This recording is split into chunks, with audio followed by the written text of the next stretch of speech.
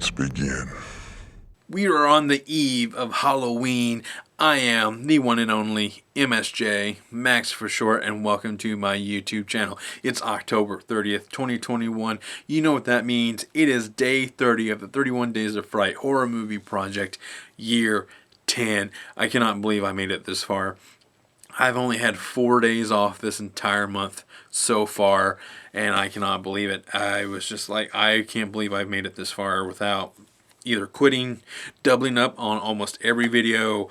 I've only doubled up once, which was technically a triple feature, but 3 days in one. But I will give myself a pass on that one since all those three movies were set in the same universe. I can't believe I made it. I kept up with it because I'm so happy that I've made it this far. And you know who else has made it this far? 13th Wolfman. I am the Ice Lord, Curly Girl at the movies, Carly 317, Dave Maggot, Retro Horror, Random Horror, Double Shot Jay, who is also doing his 10th year of doing this. You got Trash Film Addict, Tony Has 9 Fingers. So there's tons of us who have made it this far. And what I want you to ask, and what I'm asking of you, is to go click subscribe on everyone's channels, plus mine, hitting that bell, leaving a like, leaving a comment, and sharing it, because it helps us get our channels and videos out there to a much broader audience. So, but in order to get to Halloween, we have to get through today, today's video is Crimson Peak. I watched a lot of first-time movies this year. There was a lot of like Piranha, a lot of the Maneater movies, and you got, what else you got? I think I watched Birds for the first time all the way through. I'm trying to think. You got The Severed Arm. I'm trying to think of some of the others real quick. And then there was a few others that just what's it called? It just wasn't that good. But this one, my first time viewing of Crimson Peak was definitely the best of all the first time viewings, and possibly my favorite movie of the month, because I loved this movie. When the final credit rolled upon the screen, I loved it. I loved the look of the haunted house. I loved the blood red clay that is very prominent in this movie. I'll go into more of that in a second. Great acting, just great editing, great directing. This was a movie. You know, this is a horror movie made by someone who loves horror movies, because our director is Del Toro, who made Shape of Water, Pan's Labyrinth, the Hellboy movies. Just like he knows his style, and you know his style. Pacific Rim, he has a specific feel about his movies, so you'll know his movies when you watch them. So, and you will remember them. So, it's just like, wow. So this is one of the ghosts in this movie. This is essentially a ghost story to a point. It's really fun. It's not overly scary, but it's not overly not scary. Okay, this house does have this really truly ominous feeling, and our main actress of the movie, her name's character in the movie is called Edith. I'm not going to try to pronounce her last name. Her first name is Mia, and you may recognize her from Alice in Wonderland, Through the Looking Glass, movies like that. So if you know those movies, you'll know who I'm talking about. Her character's name is Edith.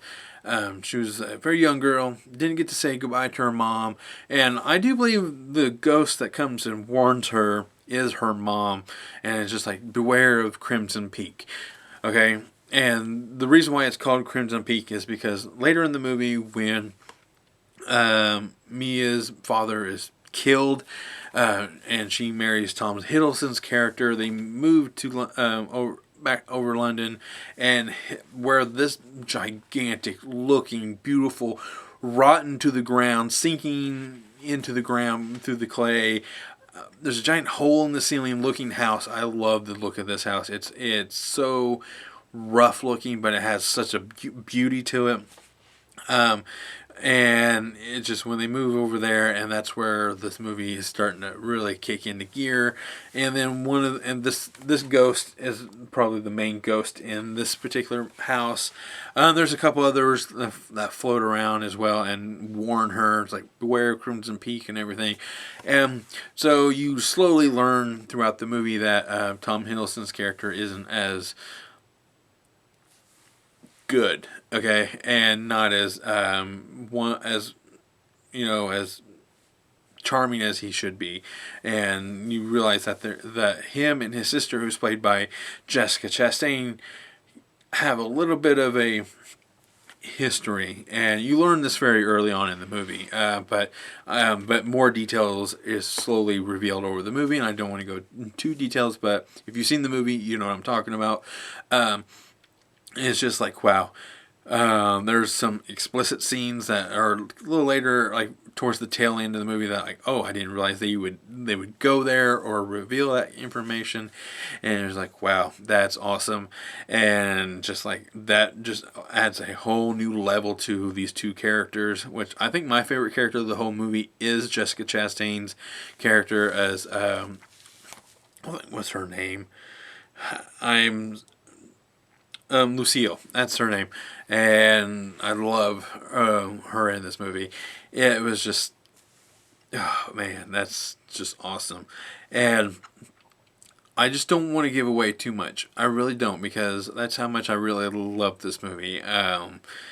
Because the whole reason why it's called Crimson Peak, is because of the blood red clay that he's trying to harvest and make money from. Because he just has his house is built on this ground that like I mentioned, the house is sinking into, and he just has no way of like building or gathering or digging out the clay without it really tearing up the machine. So he's finally created this machine, needs money, and that's how our character Edith comes into play, because her dad is a very big shot in New York, and he has the funds and the means and the know-it-all to give him the money to do it, and he chose not to, and because he knows that he has fallen in love with his daughter. And that's kind of where I'm going. And the dad's like, I will give you this money under one condition, is that you have to break my daughter's heart and disappear. But the dad is killed, and so it gives her all the free reign, free will to start to marry this man, right off the bat. And it was just like, oh, so I was like, wow. And that was fast, but that's all I can really say. I'm not doing it justice too badly, but I'm just like, I'm giving you just enough to let you know that there's a lot more going on than what I just told you, because this movie has a lot of twists and turns.